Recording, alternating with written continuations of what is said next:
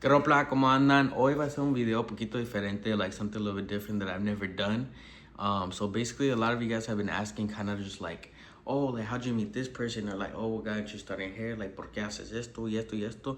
So, nunca he contado, like, I never told my story, kind of like how I started and everything. So I felt like it was a good idea to come back because I haven't been active on social media. So it was like a good idea to come back with a video kind of explaining and then telling some stories that I know, or like, you know, how did I start and things like that. So yeah, I hope you guys enjoy. Es algo poquito diferente, pero ojalá que les guste. So let's get to it. So for everybody that doesn't know, my name is Kevin. I am a barber slash celebrity barber slash TikToker slash streamer, wherever you guys found me. But I'm pretty sure all you guys found me through social media. So yeah, I'm basically just a regular kid. Growing up, I didn't have a lot of money. La verdad, apenas había para comer, you know, like, pero at the end of the day, I always had a roof over my head. And I feel like that's all that matters, you know? Growing up, seeing my parents struggle, it kind of like gave me like this boost of like, I need to do something, you know, like this motivation that is just different. And I know I'm different. I think differently than other people, you know, like I don't know, my brain is kind of on a different level. Like I want to do more than the average person. Does that make sense? I always knew I wasn't gonna go to school. I never liked school. I was always good though, but it was just not my cup of tea. You get me? So I always knew it was gonna be something. I always liked social media. You know, I remember watching, you know, like Blessive and like all these little Music League people, and I was like, damn. Like I would tell my mom, like, oh, mom, I want to do that, you know. But she was always like, oh no, go to school, blah blah blah, you know. So my whole life, my whole main focus has been baseball and school. And I did that every single day. Like that's all I did. And up to high school, when I broke my elbow in literally half, and I kind of couldn't play baseball for like most of my high school. And so when I got back, you know, I ended up transferring schools. When I tried out for the team, they didn't. They kind of told me no when I tried out, that I didn't make it, and that kind of it hurt a lot. It broke my heart, low-key, and I was really sad. Imagine high school, right? And then you have a girlfriend and you don't have no money, and like you just feel like a loser. And I was just like, damn, I need to do something. I need to find something to make money, you know? I didn't have nothing. I felt like a loser, and I was like, damn, because baseball's all I had. And one day, randomly at my haircut appointment, my uncle's the one that taught me how to cut hair. So one day randomly, I was just sitting down and I was like, hey bro, I kind of want to be a barber, you know? And he's like, oh yeah, you should, you know? Like he told me some tips. He's like, oh, it's actually really good. And he's like, here bro, your first pair of free clippers. So right off the bat, I had the pressure of succeeding, you know? Because I didn't want to let him down. Like imagine somebody giving you something for free and you just fold and just stop. Like, you know, you don't want to be that person. So I started off begging everybody in high school for like to cut their hair. I begged everybody. My dad was the only one that ever allowed me to cut their hair. So little by little, you know, like I was just begging, and then randomly one day, I told one of my friends, and he thankfully allowed me to cut his hair. So shout out Jose, you know. And so I cut him up, and I remember at the end of the haircut, he gave me $100. And with that $100, he was just like, here, bro, to motivate you. So he gave me it, and I remember with that $100, I remodeled my whole garage from, it was a mess. Like I'll put up pictures, it was a mess, into this.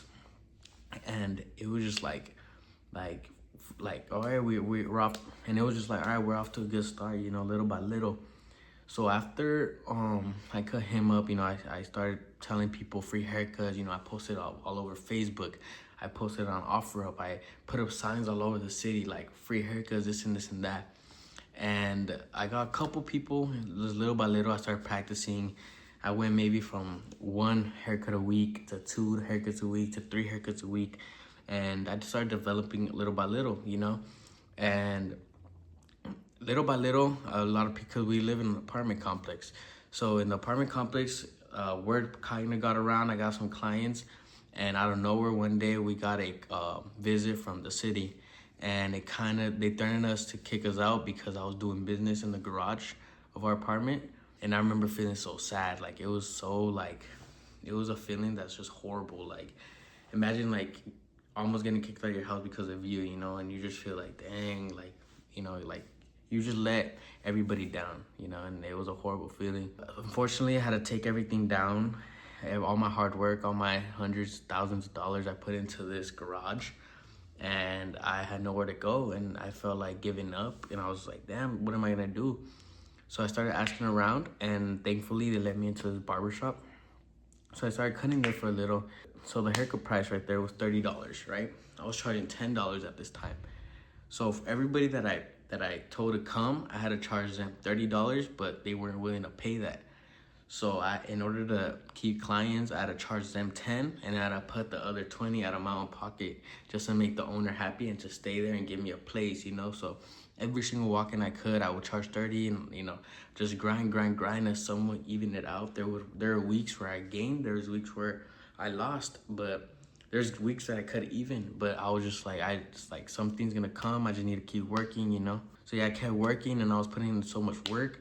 And one day the owner hit me with that I need to go, you know, and it was just like dang, like I'm doing everything in my power to keep you happy, taking money out of my own pocket, and you're placing me because of somebody that's a little bit better skill-wise.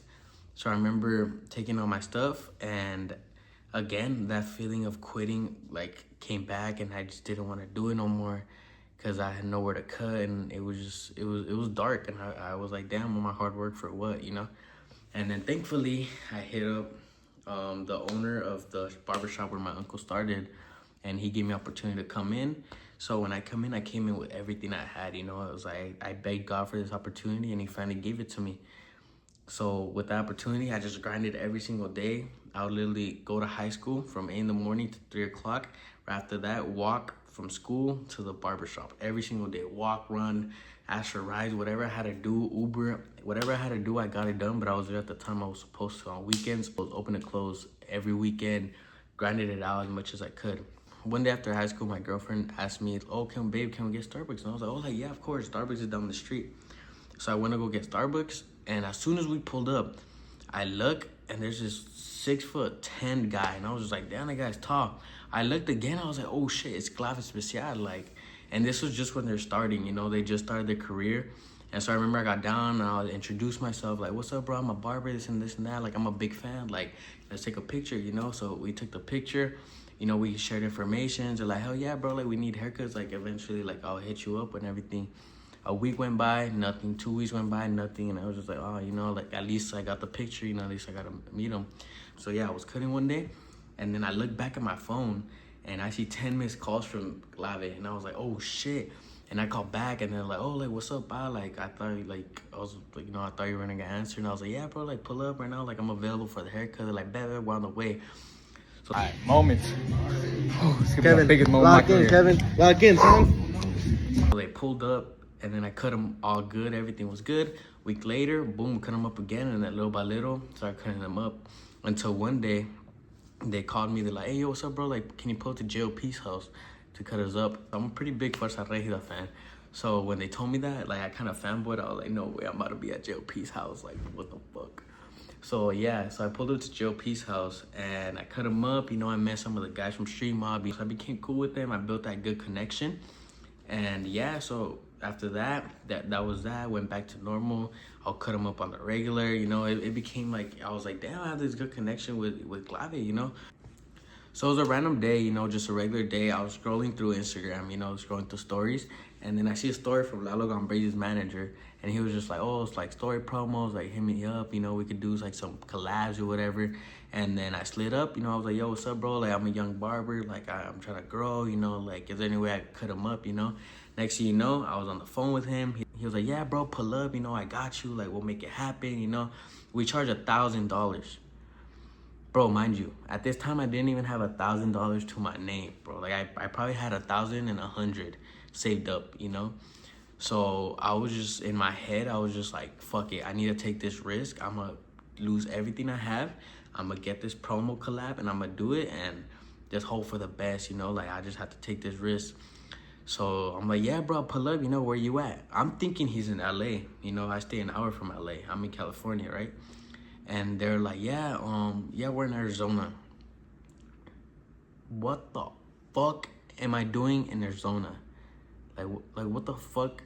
Like, what the fuck am I gonna do in Arizona? Like, it's a whole other state. It's 6 hours away. I'm in California.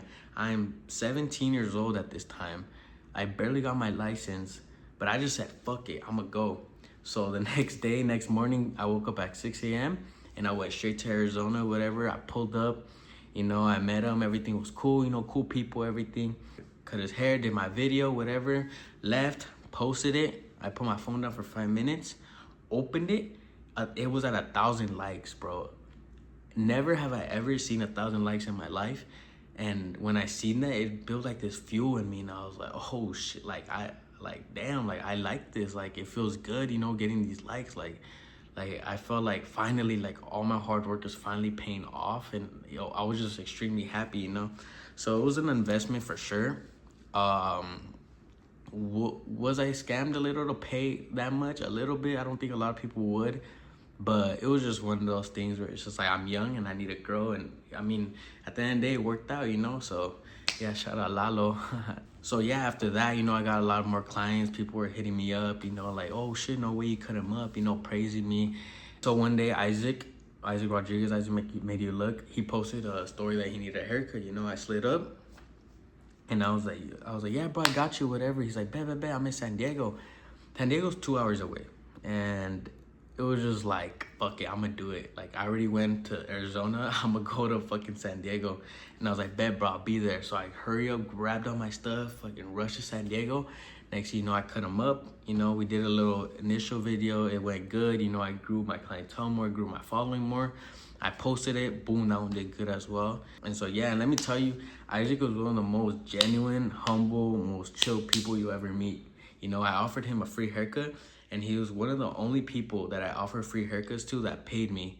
You know, he gave me $100 when he didn't have to. I offered him a free haircut to pull up for promo.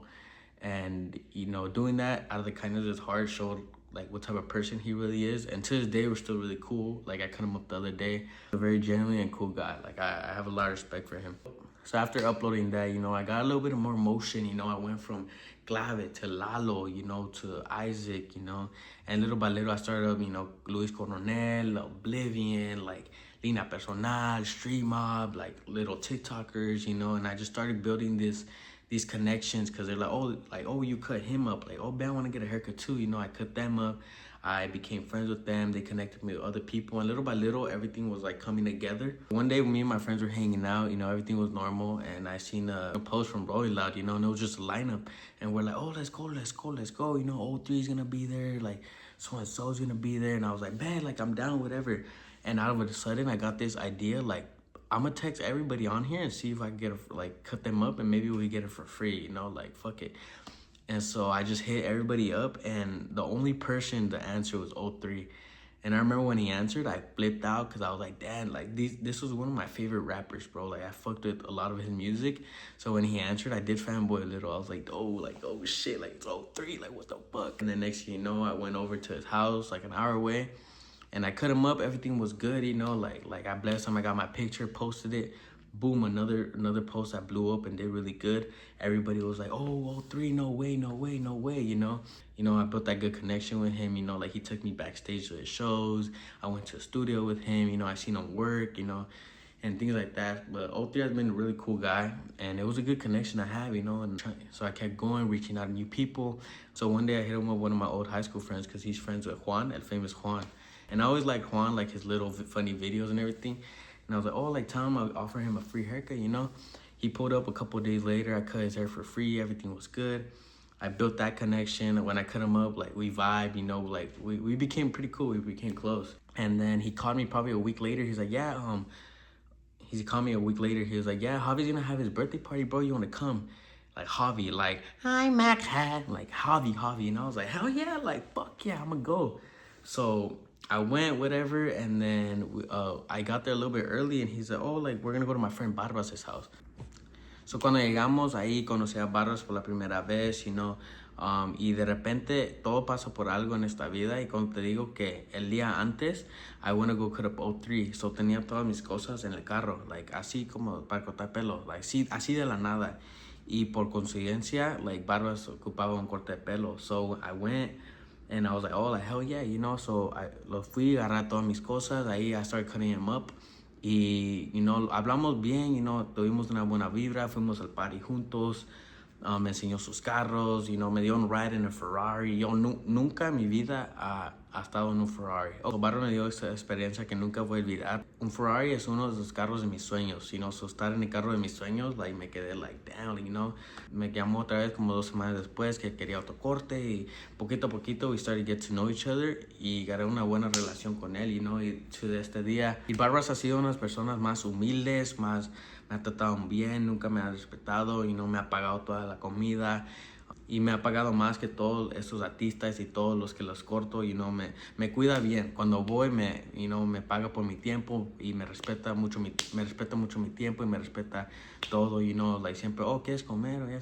Siempre me trata bien en Barbas y creo que por eso le va muy bien, porque cuando das bien, te regresa más, So, tengo mucho cariño para Barbas, ya sabes, estamos a la orden, viejo, gracias por todo. Y ya poquito a poquito, todo eso se fue. So, un día le estaba cortando el pelo así regular y ya terminé, me pagó, ya me iba. Y el Juan me dice, hey, like, tengo un amigo, quiero que lo conozcas, And I was like, oh yeah, like, what's up, Y el amigo era Memo Piña y digo, ¿qué onda, bro? Necesito un corte, ¿te puedes jalar ahorita? Y I was like, hola, ya, ahorita voy, La verdad, andaba bien cansado, pero I was just like, fuck it, like, voy a ir. So, fui, me encontré a Memo, So fui con Memo, le corté pelo. So cuando estaba cortando pelo, estaba en el live con Fer Durán. Y le estaba cortando el pelo, whatever, y estaba haciendo un baile. So yo paré de cortar para que viéramos el baile. Y yo tengo una cosa que le hago así con mucho like. Siempre hago eso, no sé por qué. So estaba haciendo el baile, le hice así. Y boom, todos los comentarios, Barbero y Fer, oh my god, Barbero guapo, ¿quién es el Barbero? Whatever. Y me like, este es el Barbero, esto y eso, enseña tu Instagram, And I was like, oh shoot, like, gracias.